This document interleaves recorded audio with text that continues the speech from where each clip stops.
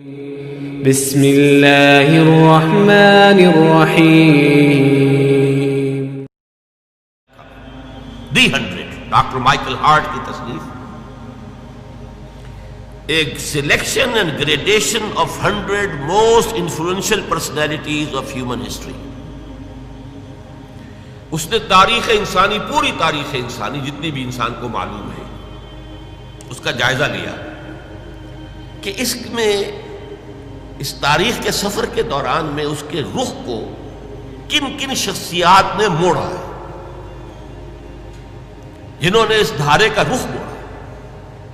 ایسے 100 افراد کو چن لیا. یہ سلیکشن ہو گیا، selection of 100 most influential personalities of human history. لیکن صرف سلیکشن نہیں، اینڈ گریڈیشن آلسو. ان کے اندر بھی پھر درجہ بندی. کون ہے وہ جس نے سب سے زیادہ متاثر کیا ہے تاریخ کے دھارے کے رخ کو، سب سے زیادہ گمبھیر انداز میں موڑا ہے اس کے رخ کو، اور وہ حضرت محمد صلی اللہ علیہ وسلم کو on top of the list رکھ رہا ہے. عیسائی ہے اور تاحال عیسائی ہے، ابھی زندہ ہے. لیکن حضرت عیسیٰ کو نمبر 3 پر لے گیا. نمبر 2 پر لایا نیوٹن کو. نیوٹن کی فزکس نے جس طریقے سے تاریخ انسانی کو متاثر کیا، یہ پورا جو ایکسپلوژن ہے سائنس اور ٹیکنالوجی کا، اس کا نقطۂ آغاز نیوٹن ہے، اس میں کوئی شک نہیں. تو چونکہ وہ اس انداز سے بات کر رہا ہے، مذہبی پہلو سے نہیں کر رہا ہے، اپنے عقائد کے اعتبار سے بات نہیں کر رہا ہے، اس کا موضوع یہ ہے کہ تاریخ انسانی میں اس کے دھارے کے رخ کو موڑنے والی شخصیات کون کون سی ہیں.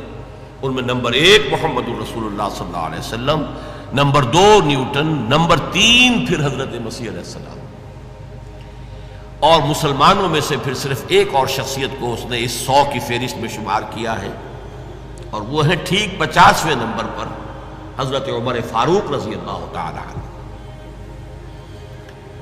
اب یہاں ایک سوال پیدا ہوا، اس نے خود اس کو پوز کیا کوسچن کو. Naturally I O an answer, an explanation, کہ میں عیسائی ہوں، عیسائی ہوتے ہوئے محمد کو میں کس اعتبار سے نمبر 1 پر رکھ رہا ہوں صلی اللہ علیہ وسلم. اس کا جواب وہ خود دیتا ہے، دس از بیکاز، یہ الفاظ ذرا نوٹ کیجئے، this is because he is the only person, the only, ایک ہی شخصیت ہے، supremely successful in both the religious and the secular fields. اب سمجھیے، اس کا کہنے کا مقصد یہ ہے کہ تاریخ انسانی میں جتنی عظیم شخصیات ہیں، وہ یا ایک طرف بلند ہیں تو دوسری طرف ان کا کوئی مقام نہیں، maybe they are zero. اور اگر کوئی ہے جو ادھر بہت بلند ہے تو ان کا ادھر کوئی مقام نہیں ہو سکتا ہے کہ زیرو ہو، بلکہ ہو سکتا ہے کہ کوئی مائنس ویلیو ان کے لیے معین کرنی پڑے. مثلا مشرق میں گوتم بدھ، مغرب میں حضرت مسیح. مذہب کے میدان میں، روحانیات کے میدان میں، پھر پیروکاروں کی تعداد کے اعتبار سے کتنی عظمت ہے. مہاتما گوتم بدھ کی بھی، سدھارتھا گوتما. اور اس لیکن یہ جو ریاست، سیاست، معاملات ملکی، ان دونوں میں کوئی ان کا کوئی کنٹریبیوشن نہیں، کوئی مقام نہیں، کوئی مرتبہ، کوئی حیثیت، زیرو. دونوں، حضرت مسیح علیہ السلام بھی اور گوتم بدھ. اسی طرح میں نے ابھی بتایا، اٹیلا ہو یا سکندر اعظم ہو یا اور بڑے بڑے حکمران بھی دنیا میں گزرے ہیں. ادھر یہ اس بلندی پر ہے، لیکن ادھر ہو سکتا ہے زیرو سے بھی کام نہ چلے، بلکہ مائنس ویلیو لانی پڑے. خاص طور پہ سکندر اعظم کے لیے تو کوئی نہ کوئی مائنس ویلیو معین کرنی پڑے.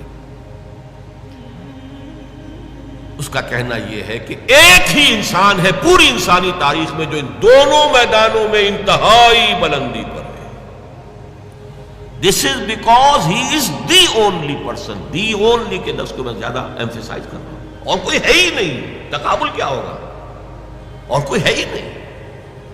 He is the only person supremely successful in both the religious and secular fields.